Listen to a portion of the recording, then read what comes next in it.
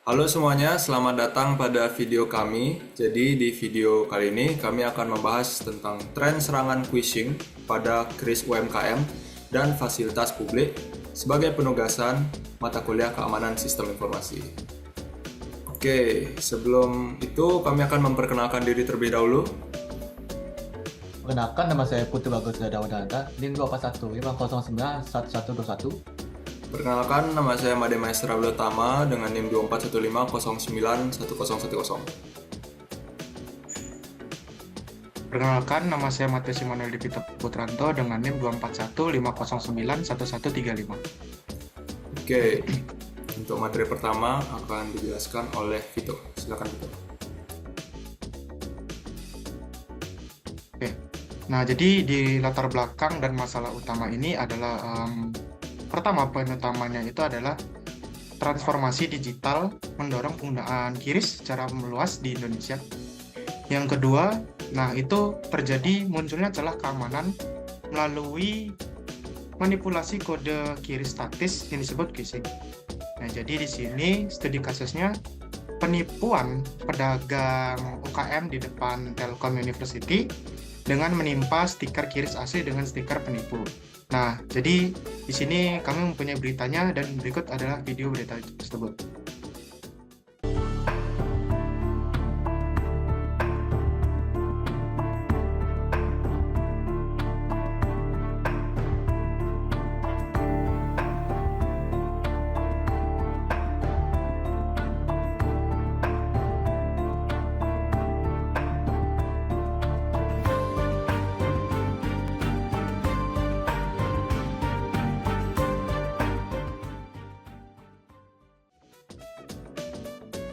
Nah, tadi setelah videonya ditayangkan, jadi apa sih dampaknya? Nah, jadi dampaknya itu tentu jelas adalah merugikan dan terhambatnya modal usaha pedagang kecil. Bisa di next. Jadi apa sih rumusan masalah dan tujuannya? Nah, rumusan masalahnya tuh yang pertama, bagaimana pola operasional serangan phishing pada QRIS.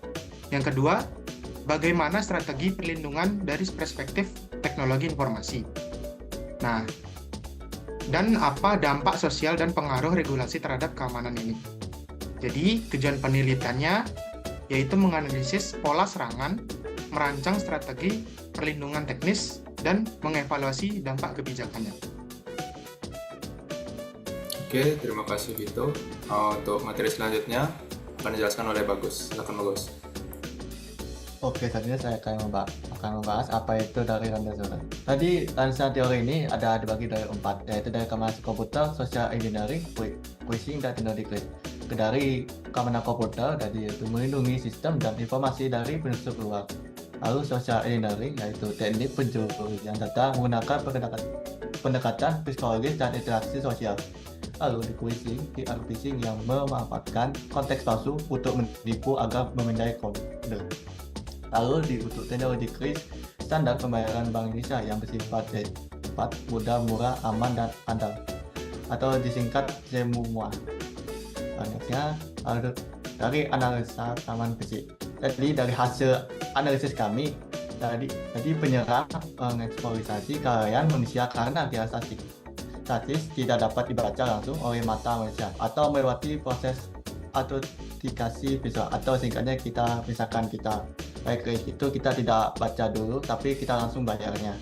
Lalu dari pola serangannya, pelaku membuat akun palsu dan menempel stiker pada malam hari atau saat kondisi sepi.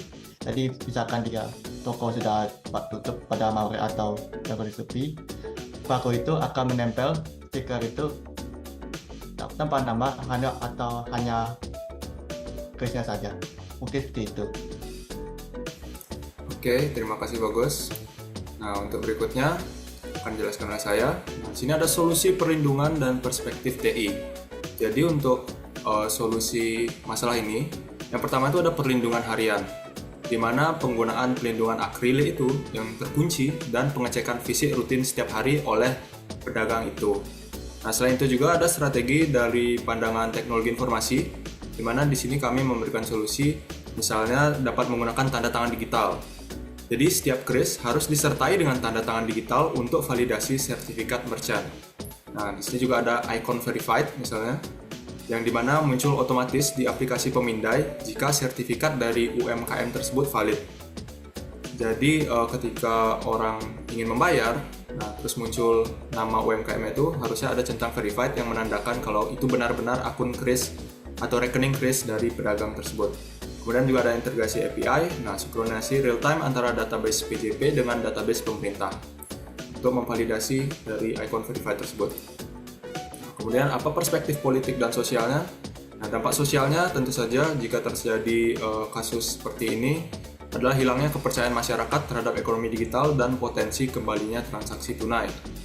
Untuk regulasi dan tata kelolanya, di sini pemerintah dapat atau otoritas harus mewajibkan Know Your Merchant atau KYM berbasis API ke data kependudukan, dan juga validasi dokumen hukum yang sah untuk mencegah pembuatan kris palsu atas nama lembaga sosial atau tempat ibadah.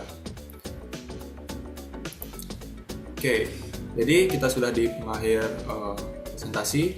Di sini ada kesimpulan dan saran. Jadi kesimpulannya itu adalah phishing adalah ancaman rekayasa sosial yang butuh pendekatan multidimensi, baik dari fisik, teknologi, dan juga kebijakan. Untuk saran pengembangan dari kami, mungkin transisi massal dari QR statis ke dynamic QR. Jadi QR-nya terus berubah-ubah, ya, di-scan.